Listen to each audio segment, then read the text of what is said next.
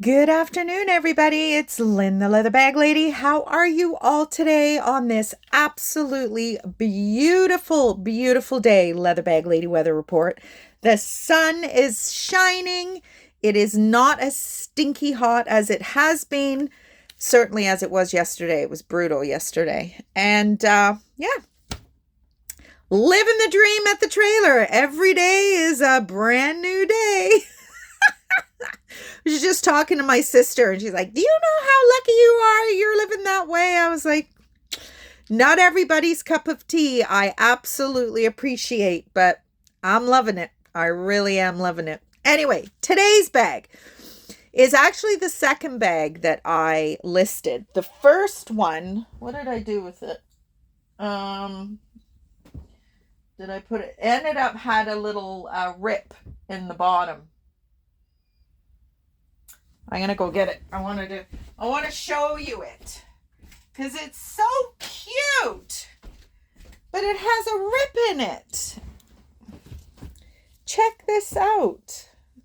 It's almost like a Patagonia sweater or saddle blanket, but it's got, I mean, you can't even see it. I didn't even see it. I photographed the whole thing and then I noticed it.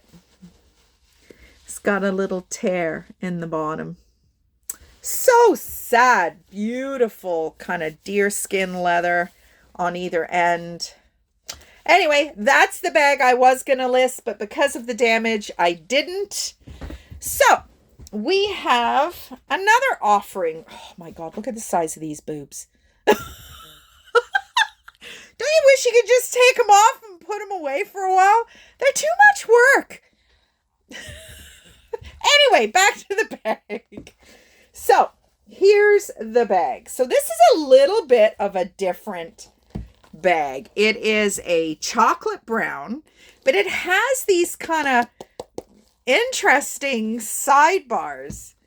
Now there's no maker, no brand, nothing like that. Love this strap. Like somebody's really gone out of their way to make something a unique offering. Like really, because who would come up with this? Who would come up with that? I mean, it's a bit of a weapon. But I just love it. I love the shape. It's a little bit narrower on the bottom. Well, maybe not if you've stretched it out. It's zipper on the top. It's all beautiful velvet inside. Now, I've listed this as a 60s bag. YKK zipper. Zipper pocket inside, and that is it. That's the only pocket there is, and that is kind of a sateen fabric. Now the strap is just a shoulder strap. Lots of room to put another couple of holes. Now you better believe if I had my hole punch here, I would have made that strap quite a little bit longer, and it would have been a higher sitting crossbody. So if you have those tools available to you, I definitely would do that.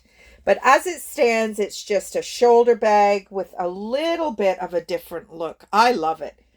It just screams vintage. It just screams from a bygone era. I just think it's awesome. And even though it's got these little hard bits here, it is going to be it's going to be easy to ship. So unfortunately, that's what I'm having to really look out for now, is barriers to affordable shipping. The shipping is nuts. It really is. We talk about it all the time. I sent a package to Florida yesterday, and I mean, it's $25.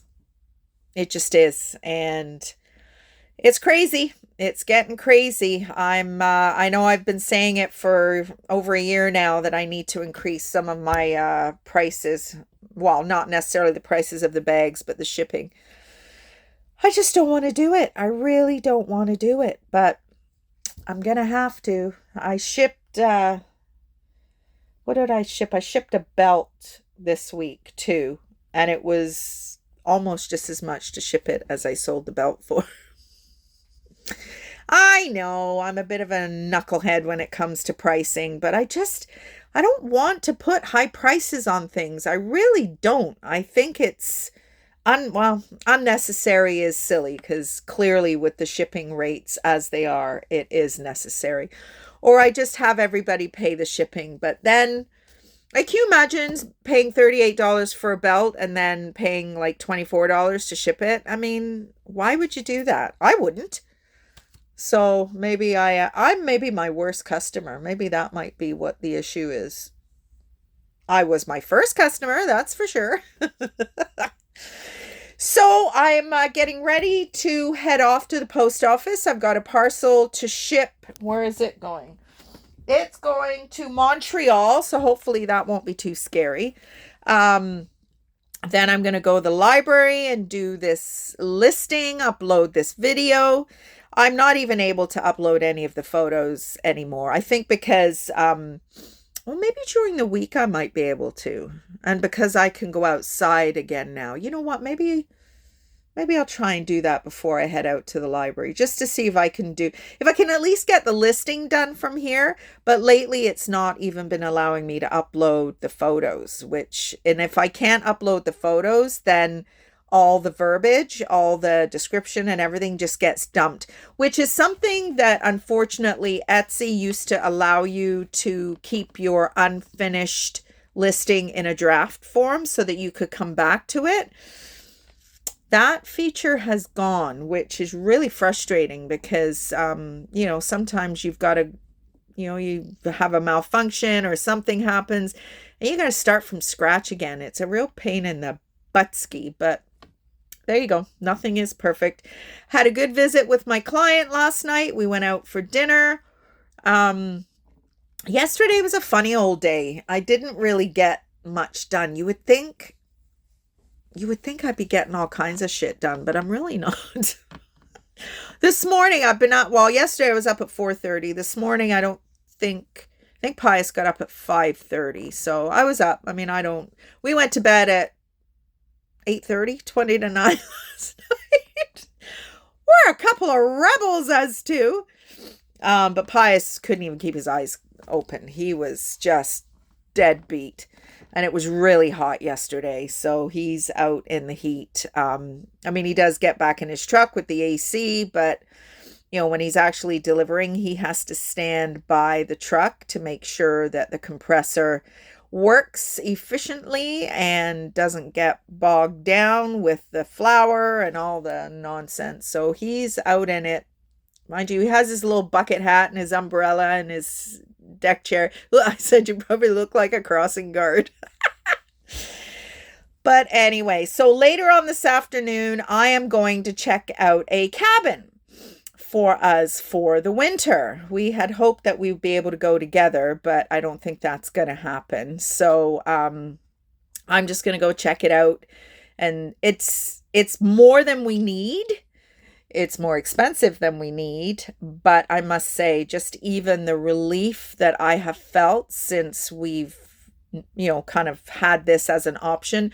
We do have a backup plan if this isn't going to work out. But I think in the end, this may be a more comfortable solution for our November 1st until May 1st winter season that we can't be here at the trailer. So everything has kind of changed. No more Nova Scotia. No more changing jobs or anything like that. We're just Pius is staying where he is for now anyway. I'm just going to keep plugging away with what I'm doing. Where the cabin is, it's right on the lake. And I think in the winter months, it could be a little scary. So, not that we have the winters that we're used to having back in the day, but even still, our frickin' luck, this winter will be snowmageddon every day. And then, I just don't drive in that stuff. I will hopefully have my little car back on the road, which right now it is slammed. It is lowered. It is a summer car for sure. But I am going to make the changes necessary to kind of put it back to a stock ride, if not maybe lift it a little bit, just because the potholes in this trailer park would swallow my car in one fell swoop. So I need to protect my little buggy once I get it back, which goodness knows when that's going to be. But that's okay because I don't have anywhere to park it anyway. So as much as I'm really anxious to get my car back, it's in getting some rust work done at the moment. It's been almost a month that it's, where are we? I've got my calendar in front of me.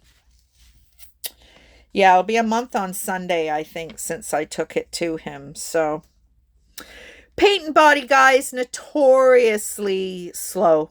It's just the way it goes. I mean, they take your deposit because they need the rent for this month, and then, your car doesn't get done for 2 months. So it's it is what it is. It's an industry that I have had some personal connections with over the years, and I know exactly how it goes. So these guys, as they say, you can have $2 in your pocket one day and $20,000 in your pocket the next. And that's just entrepreneurism in and of itself. I've got a Zoom call with my sister tomorrow. She's facilitating a private practice chat with her group, her rec therapy group. So she asked me if I'd share some of my insights into working for a private practice company. Jackson Services is a private practice company, and then having my own small business on top of that. It's there's lots of insights into how to do that. It's been 11 years. I mean, I said to her this morning, we were going over some of the things that we're going to talk about tomorrow night. And I said, when I started this business, the kids were still at home. What on God's green earth was I thinking? I mean, I was lucky enough that it was lucrative enough and my financial footprint was small enough that I could make it work. But I thought, what on earth was I thinking with 2 kids at home? I mean, now I don't think I'd be brave enough to do it now, but I did, and I made it work. And here we are, still kind of plugging away and getting, getting more and more educated with every day. The Chat GPT is my next real education piece, which I haven't got to that yet. That's going to be a whole day of steam coming out of my ears and just trying to get my head around how ChatGPT can help me with my SEO optimization of my videos, because I should be getting a lot more traction on my videos, views anyway, because let's face it, my count is, I think this is 730, but I had a whole bunch of videos in the beginning that I didn't even number. So I think I'm in the 800 and something videos now. So leather bag lady for days, people. I had somebody put a comment on my thing the other day. I've stopped watching you. Way too much nonsense. I was like, you don't need to announce your departure, honey. It's not a train station. I get that all the time on my Facebook groups when somebody's pissed off and wants to leave and they announce it. That's everybody leaves that message. And I thought, oh, that's kind of cute. So yeah, I mean, it's my channel. It's kind of a daily vlog, diary / chitty chat with you guys.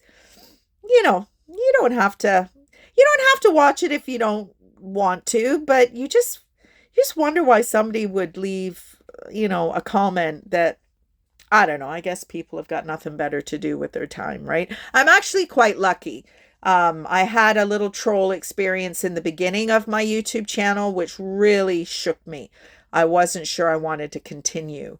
And then I thought, you know what? You are putting yourself out there. I mean, I try and preface everything, my own opinion, in my view, whatever. But you really are setting yourself up for comments of that nature. I watch the Facebook Reels all the time. And I mean, some of the comments that people put underneath people's videos, I mean, the video is clearly a lark. It's clearly for fun. And I can almost give the comments before I see the comments because I just think somebody is going to trash that person. And you know what? Do you have a thick enough skin that it would never affect you? I'm not sure. I watched an interview with Jordan Peterson today and Elon Musk, which was a little bit over my head because they're both brilliant minds. I know Joe Rogan, who I love. I haven't watched him in a couple of years now, but he really likes Jordan Peterson and he has a huge bromance with Elon Musk. So I thought, it'd be interesting to take that, as Joe Rogan calls himself, that meathead component out of it and just have those brainiac minds. And it was a little difficult to follow, but I was doing other things while I was listening to it, and it was quite interesting. And just to hear how aligned they were in their opinions. Now, Elon is a very mild-mannered, brilliant mind. So whether or not he agreed with everything he appeared to agree with, I'm not sure. But you just wonder, how are brains like that? Like, where do they come from? Apparently Elon Musk had a pretty horrific childhood. I don't know anything about it, but they kind of touched on it a little bit. And I was about to start another conversation or listening to another YouTube conversation with somebody I've never seen, two people I've never seen before. But I looked at my watch and I was like, holy Hannah, I better get some stuff done if I'm going to be at this cabin at 3:30 to check it out, which it's 1:45 right now. So I better get my ass in gear. So have a great day, everybody. Hopefully you are having a good one. It's Tuesday. Got a few days left in the week. The weekend is going to be here before you know it. But Shop at the Shed tomorrow. I'm going to be doing a Zoom call with my sister between 7 and 8. So I will probably be a little earlier with my Shop at the Shed episode tomorrow. And I think it's episode 50 tomorrow, I think. Go figure, eh? Kind of sat on that for a good year or so. And then just one night I thought, you know what? Fuck it. I'm going to do it. And I did. And here we are almost at episode 50. Anyway, everybody, have a great rest of the day and all that nonsense. And I will talk to you tomorrow. Bye.